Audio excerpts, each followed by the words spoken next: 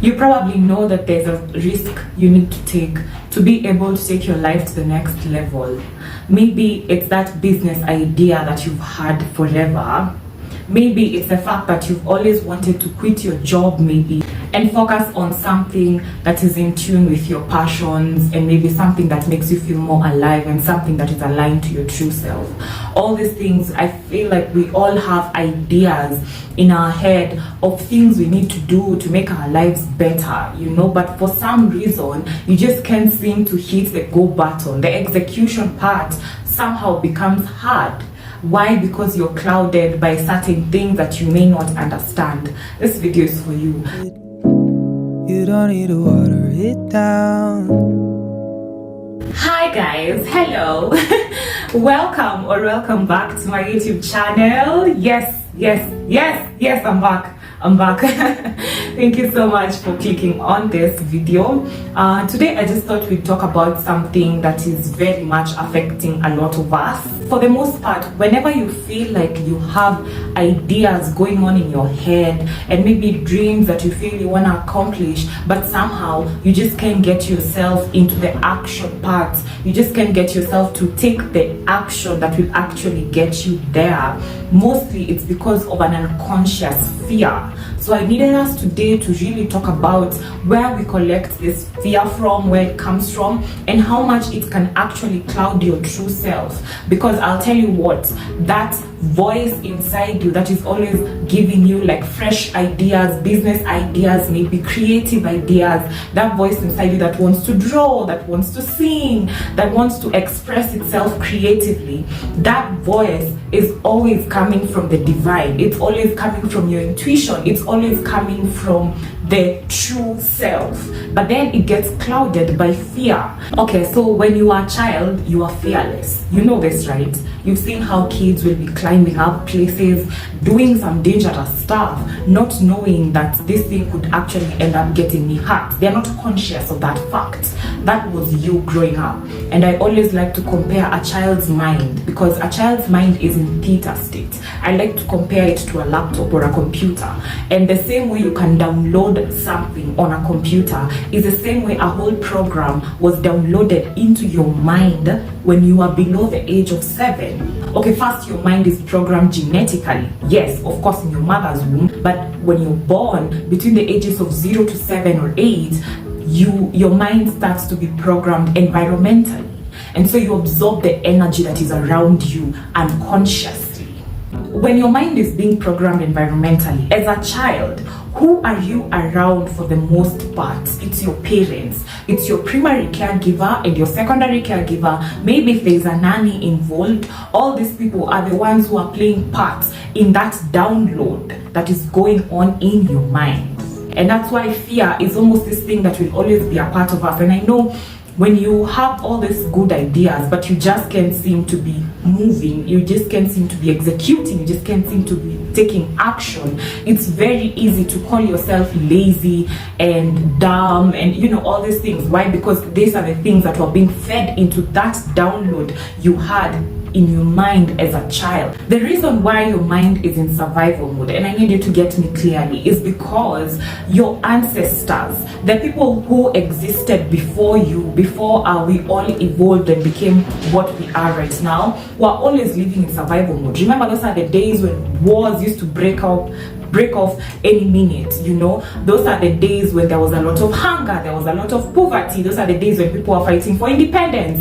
Wild animals used to really ruin human beings' lives. Everyone those days would live in survival mode for the most part. And so as you evolved as a creature and became what you are right now, your mind naturally learned to live in survival mode. And so anything that is foreign to your mind, it will always dispute. It will always refuse, and it will find a way, whether it's conscious or unconscious, to sabotage any efforts you make towards something that is unfamiliar.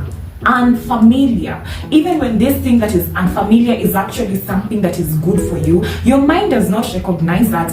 So something that's important to remember is the fact that society does not give people a window to make mistakes. And who is society? Society is our parents, our teachers, our church leaders, our elders, everyone. And so the thing is, for example, for me growing up, my worth was matched up to how much I actually performed in school. Society does not care that you actually put in the effort. Like you actually tried your best and still got this horrible grade. People don't care about that. Like, it's always what are the results you're bringing home. We don't care that effort is what got you here. We are more concerned about the results that you're gonna bring, and that is what causes perfectionism now. Because majority of us suffer from this a lot, because you have been taught that any project you get into, anything you do, is only successful if it yields fruits. And these results are measured in terms of money mostly, right? Let's just be honest. But the reality is, in your life, you have all these ideas streaming in your head. Your job is to execute them. If it doesn't work out, it's cool. If you end up making a mistake, good. You learn something at the end of the day. And rejection is always protection. You know that, right? Everything that you do in your life and then you make a mistake, underneath that mistake is a very important lesson, by the way, that you are supposed to learn, that is supposed to take you for the long run in this spiritual experience we have as human beings. But society does not look at it that way. The world we live in does not see it that way. That's why as little kids, we are made to feel useless, worthless, if you cannot achieve a specific goal, if you cannot bring home specific results.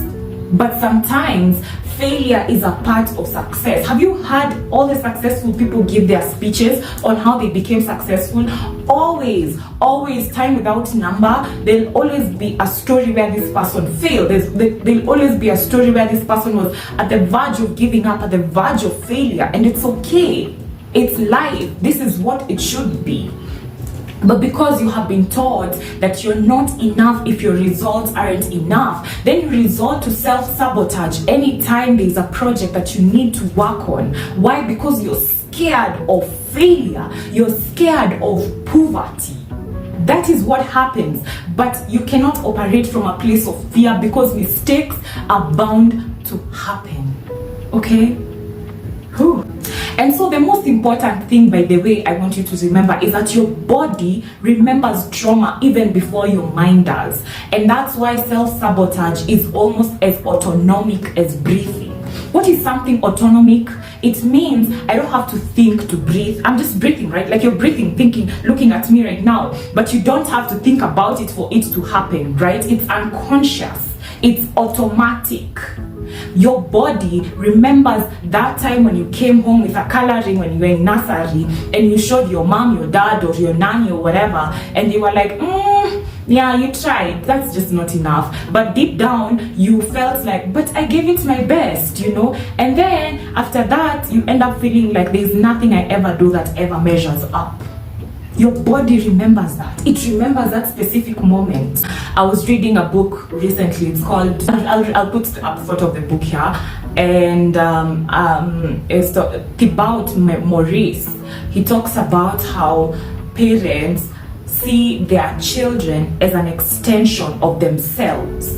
You see parents hurting their kids, and I'm gonna put hurting in quotes because it's not coming from a malicious point really, but parents end up hurting their kids in that sense because they have attached their sense of identity to their children. It's called ego. Now, ego is not pride, by the way. Ego is not pride. Ego is something every human being has. Ego is that self-image you portray to society. What people see when they look at you. It's that car you drive, your pets maybe, your name, the school, your career, the identity you show to, you reflect to people. That is your self-image. That is the ego. So for most parents, it becomes that their kids become a part of their ego. And so when this happens, and maybe now a parent is struggling maybe with stress, and it's normal. Stress in life is normal, right? Maybe they are going through a depressive state, or they feel like they have a lack of control over their own emotions. What tends to happen is they extend, and it ends up bleeding onto the children, in that they now feel like they require their kids to achieve an unreasonable level of perfection. Okay, so when your parent is seated there telling you, by the way, how could you score a D? No, really, Ivy, how could you score a D? You're dumb. You know, it's because they're trying to protect their own self-image first by making sure that your little is perfect. But you see, it's an unreasonable level of perfection that can never be reached. And what happens is, because as a child, you haven't learned that people have their own insecurities that they're just projecting. You end up attaching it to your worth. And now 7-year-old Ivy is looking at herself like, I am not worth it anyway because I scored a D. Like, who scores a D? A dumb person, right? Now here is 20-year-old Ivy trying to pursue a business, or trying to pursue her dreams, right? But Ivy's inner child still remembers that time she was called dumb, even though she tried her best. I end up sabotaging anything I want to do, even YouTube. You guys have realized I haven't been here like for the past 2 weeks.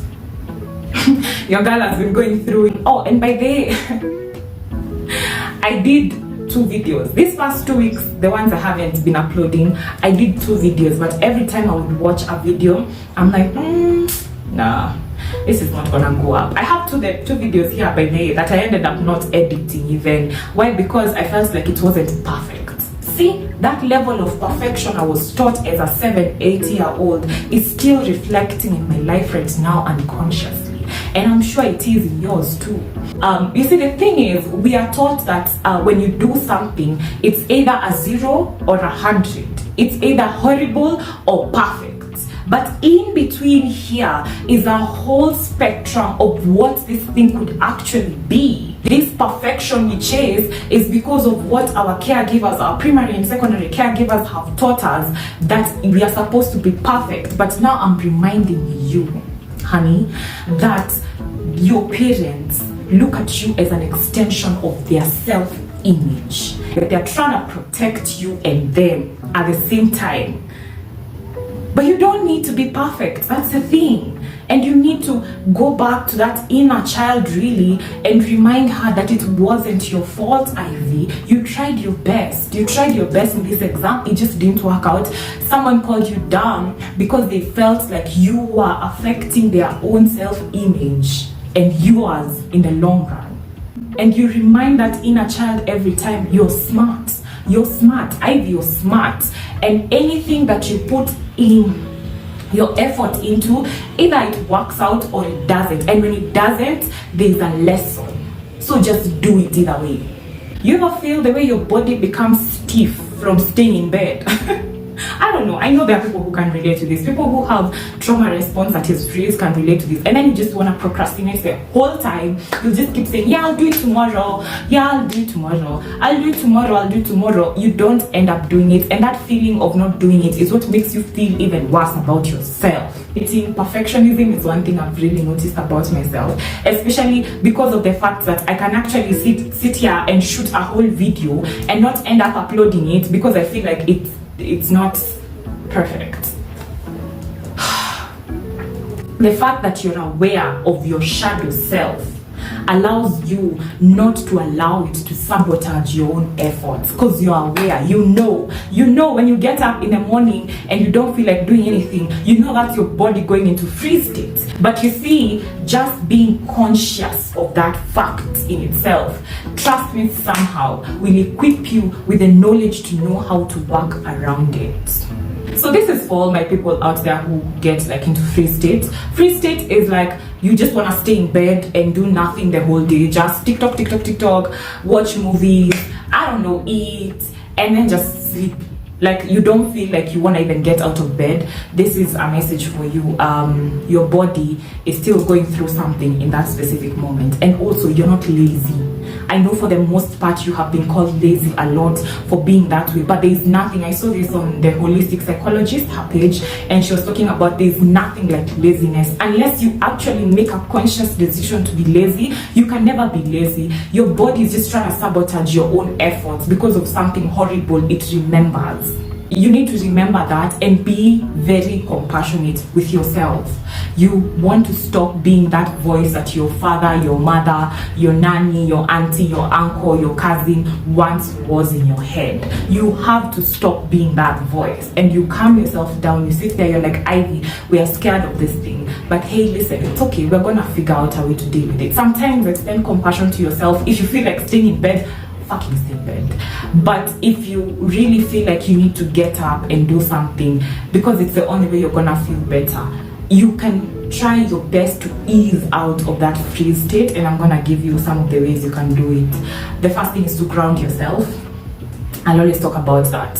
When you ground yourself, maybe by going for a nature walk somewhere and just observing the birds, observing the sky, being under the sun is healing energy. It helps to ground you.